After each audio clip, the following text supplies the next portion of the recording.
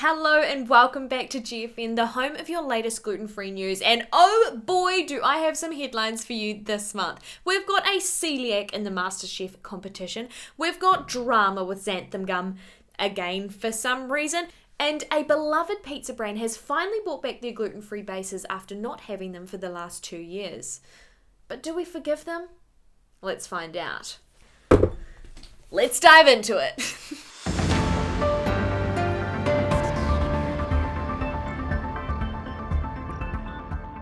Hi everyone and welcome back to the April GFN. For some reason there are so many things that I need to talk about this month, so let's jump into it really quickly. Just wanted to say first, this is really quickly becoming my favourite thing to film each month, so hopefully that you're enjoying it as well. I'm trying to sort of up the quality of it. This month I've got like a proper juicy sound recorder, so hopefully the audio quality is nice for you as well. But yeah, as always, if you have any gluten-free news you want to submit or any gluten-free TikToks you'd like to submit, I'll put my email in the description box below and feel free to send them to me. Anyway, let's jump right into it. So our first story this month concerns some waffles and them not being gluten-free, unfortunately. The headline reads, Mum's horror after celiac daughter becomes unwell after eating waffles from a gluten-free menu at a city dessert parlour. The city dessert parlour in question is Hort Dolce? Hort Dolce? Let's keep reading. The mum of a 6-year-old girl was shocked after her daughter became unwell after ordering from a restaurant's dessert menu that was advertised to be gluten-free. Her order was sent back several times by her family before she was reassured by the manager that the food was safe for the child to eat. Now you might be wondering, why did they send back the food several times? What was the indication that their food contained gluten? Wow, very interesting. The article goes on to cite that the mum of 2 used a sensor. Now I don't know any other sensors other than NEMA, but they haven't named NEMA in this article. But if it is NEMA is actually something I have talked about before and is a widely debated topic. Some people absolutely love it, some people criticize it. I probably fall into the second category and we can talk about why in a whole nother video, that's fine. But regardless, if you choose to use it, that's your prerogative. It's very interesting though in this story how the use of it doesn't really end up helping them, but I don't think that that's NEMA's fault at all. Anyway, the mother said, we ordered waffles and we had to send them back twice because it had gluten in it. I keep using it, being the sensor, and I thought maybe I just needed to trust them, as in the manager. It was distressing for my daughter as well, so I just trusted them. The manager eventually came out and brought her waffles, reassuring us that he made them himself and they did not contain any gluten. Unfortunately, seems like they did contain gluten. Even with the third batch, the mum tested them again and the NEMA, or the sensor that they're using, came back with gluten found in the product, and by the time they got home, the daughter was feeling quite unwell. So, what has Hort Dolce done about this? Well, a spokesperson said, we're very sorry to hear about this incident and we're working closely with the local team to investigate. In the meantime, we would like to reassure our customers that we take food allergies very seriously and follow strict procedures in line with industry standards. Well, obviously not. I went on Hort Dolce's website and it looks like the waffles that they were talking about were the American gluten-free waffles, which are still in their allergen menu as not containing gluten. So it seems like it must be more of a local training issue. But regardless, I would like to know what you thought of this story. And I would really specifically like to know whether you would trust the NEMA sensor over perhaps a manager. Because I actually think that I'd probably end up trusting the manager more. And in this situation, that wouldn't be good for me. But I'd be interested to hear your thoughts. Next up, we have got a representative on this season of MasterChef Australia. Woohoo! We've got Melanie Person, who is the Very Hungry Celiac on Instagram. Please go check her out and check out the amazing food she's cooking. She is currently in the Fans vs. Faves series of MasterChef, where a bunch of the season's favourites and the fans go head to head, and she is just doing such wonderful things with the gluten-free community. About going on MasterChef, Melanie says it was kind of like a pipe dream, and then I was actually diagnosed with celiac disease when I was 21, so I thought it was completely off the table. But this year, the producer actually reached out to her on her Instagram and encourage you to do it. How amazing is that? She goes on to say, my whole shtick in cooking is to really try and make foods that can compete with normal food, she said.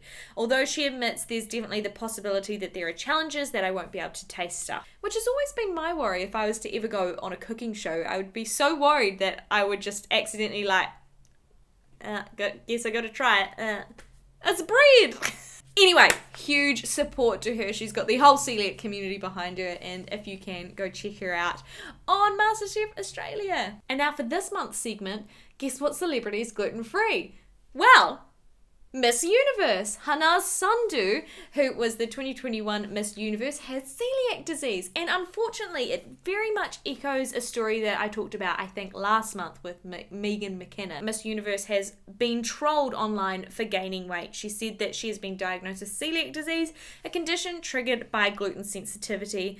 Obviously, we know what celiac disease is. I don't know why I'm reading that. Anyway, Miss Universe also says, I'm one of those individuals who was first bullied that she's too skinny, and now they bully me saying she's fat. Nobody knows about my celiac disease, that I can't eat wheat flour and many other things. Which is just really sad that we had this exact story last month with another celebrity. Luckily, we have some very good advocates in these women, and they are able to teach people about celiac disease. Really sad that it has to come from such disgusting comments though. Right, yes, I actually reported this in my original sort of GFN setup where I was sitting at a table. It was a little bit more formal, but Pizza Hut, who took off their gluten-free pizza bases during the pandemic, have now announced that they are putting them back on. They have said, breaking news, gluten-free bases are back. To our gluten-free friends, family. We know you've been waiting for this one. Sorry for the wait, pizza fam. Look, I'll probably try one, but that's it. Also, I forgot to mention this is Pizza Hut in the UK. I don't know whether over the world they retained their gluten-free bases during the pandemic, but yeah, whatever. Now, in saying that, they haven't put any more information revisiting their procedures for keeping things gluten-free. So that's just a wee caveat. Make sure that you're checking what they're doing. It might be different in determining on what Pizza Hut you go to. It might be really bad, actually. So make sure you're safe. Now, a tiny bit of sad local news, local meaning London. We have said goodbye to one of our gluten-free bakeries. Romeo's Sugar-Free Bakery has now moved away from having sort of an in-store type bakery thing. They are still around, just online now, but unfortunately have had to move away from their high street store in Islington. They've said that after 11 years, they've decided to close their much-loved cafe. It has not been an easy decision, but during the last few challenging years, despite their best efforts and all of the support, it has become impossible to keep an independent high street London cafe running, which is just so sad. But of course, the good news is that you can still get their lovely, delicious food. I actually went there in one of my Christmas bakery vlogs. So if you'd like to see the type of food they make, you can check that out there, or you can check it in my bakery guide for London. Next, we've got a recall. Tesco free from recall. The Tesco free from digestive biscuits have been recalled, so make sure you're checking your packet if it's within the date of the best before being March 2023. Don't worry, it's not because there's gluten in it, it's because there's little bits of metal in it. Okay, what's worse though, really? The last little bit of news I want to touch on before we head into the TikToks is that we're talking about xanthan gum in a bad way again. And I wanted to dive a little bit more deeply into it. So the first time I saw this was on a Facebook group a few weeks ago. Check out this article headline: widely used food additive affects the human gut microbiota. A lot of big words in that sentence. There's not, but there is, And even I, because of that, was like, hold on, what? I use xanthan gum in everything. Let's take a look. As I dived into this article, it did become very clear that a lot of people hadn't read the whole thing. So I wanted to sort of dispel any worries that you have over xanthan gum at this point, okay? So do not worry. It's still okay. Okay, so let's read the article. When it was first introduced, xanthan gum was thought to not affect us as it was not digested by the human body. What happens to it then? However, a new study shows that the additive nevertheless affects the bacteria that lives in our intestines, and these bacteria are important for our health and well-being. The study shows that the ability to digest xanthan gum is surprisingly common in the human gut microbiota in the industrialized world. It appears to depend on the activity of a single bacterium that is a member of the family, let's say this all together, Ruminococcaceae. So, it does sound a little bit concerning. I'm just going to eat my little chocolate wafers there. I'm feeling a little bit peckish. But this study is just showing that xanthan gum can affect our gut microbiota and has affected our gut microbiota to be able to digest it. The most important part of it is, based on the study, we cannot conclude if and how xanthan gum affects our health, but we can say that the additive affects the microbiota in the gut of people who consume it through food. Okay? It is interesting, but it is no cause for panic at this point, okay? I promise I will tell you if anything changes. But yeah, what is interesting that I found is that just an article headline like that can cause so much worry. And the article itself, full of jargon, full of medical terms. A lot of people wouldn't read it. It's very inaccessible. So I probably blame the people that wrote that for this one, but it is what it is. Maybe it's the big industry gluten doing a hit out on gluten-free alternatives. Should we move on to the TikToks now? Okay. As a reminder, some of these will be playing music that I can't play in this video. So I'll sing it for you. I don't know. Oh yeah, and by the way, a couple of first ones especially, quite frustrating. So prepare yourselves. Okay. First up. $19 Fortnite card. Who wants it? No more Fortnite? Right. So why don't we like this one, people? And I don't mean to pick on this one, but there is so many TikToks like this. It's just like, I feel like sometimes I'm drowning in them. The TikToks that say, I went on a gluten-free diet, now I'm skinny. These ones, they do not help us. They do not help us people who need to be on it for a medical reason, because it legitimizes the reason that we need to be on a gluten-free diet, and also makes people ask us, oh, have you lost any weight? And that's just like the worst question to be asked. No, I've never lost any weight, okay? Leave me alone. Yes, feels something I feel quite passionate about. So go to the next one. Oh, she's back. What is that? It's just in. Oh, okay, there's the bread. Oh! Can you imagine doing that to yourself? This is part 3. She's done this 3 times so far, and I think there's like at least 12 parts to this. Just don't do it, okay? Just don't do that. It's so stupid, and no bread is worth it. No bread is worth it. So next. Oh.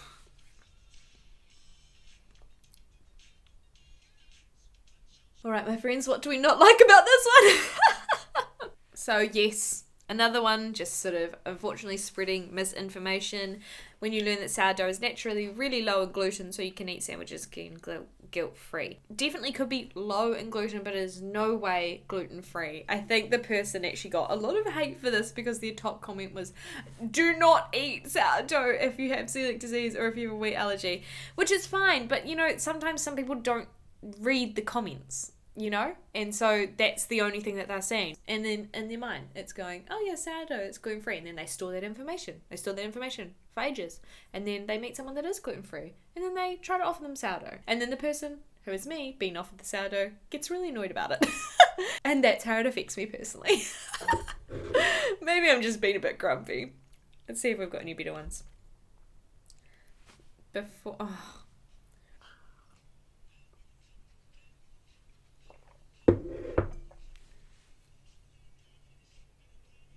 Man, that pasta does look like it would slap though. I don't know why I put this one in, but maybe it was just to sort of like reinforce that I am sifting through videos like this on TikTok at the moment. I do not know what it is, but I don't know what is cool about glorifying like being bloated and in pain after eating food. Anyway, do you have a good one now? Yes! Okay, no gluten guru, love her. I'm going to play this as well.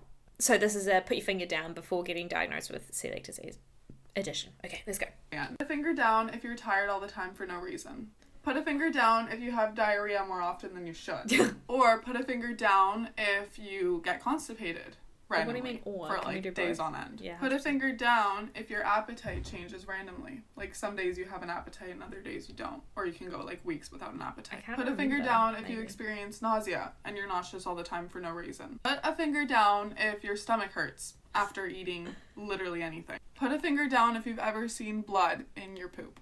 Put a finger I've down never. if you've ever had sores in your mouth that were unexplained. Or Yes. if you get them often, like do mouth actually, sores, I canker do. sores. Put a finger Still down get if them you've too, had though. unexplained weight loss. And lastly, put a finger down if you've ever had like weird skin rashes that were unexplained. I haven't If you put actually. more than one finger down, I would go get checked by your doctor. Nice. Do you know what? That's nice. I love that. I love that for us. That at the end that they suggest you to go to the doctor. Love that. Hope you played it along at home as well. Next up, we go. Oh! It's not you. It's Oh, save it. sorry. I just. Gluten free, huh? Once again. Never thought I'd see the day. It's not my choice. Me. This is what's best for me. For us. For us. Oh, Beautiful. Yes. So I put this in because Phil hates gluten. Phil influenced me to go get one of these myself because it just looks too much like my tattoo. Can you see it? Can you see it? Can you see it? It's exactly the same. They're like brothers. Hilarious. I've got another one from Phil. You can't hear the music for this one. I'll sing it. Well, I'm not going to sing it. I might sing it.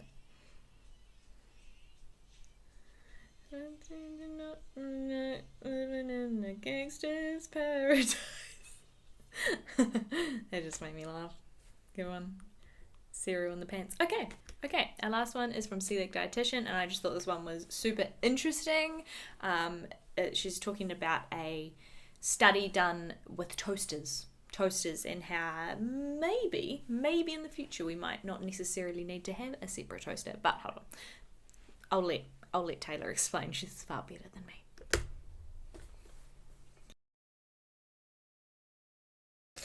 Anyway, that's all for GFN this month. I hope you enjoyed this episode. I hope that maybe the quality was a little bit better and it was a little bit easier to watch. So if you made it to the end, I thank you so much. Make sure you like the video. That really helps me out.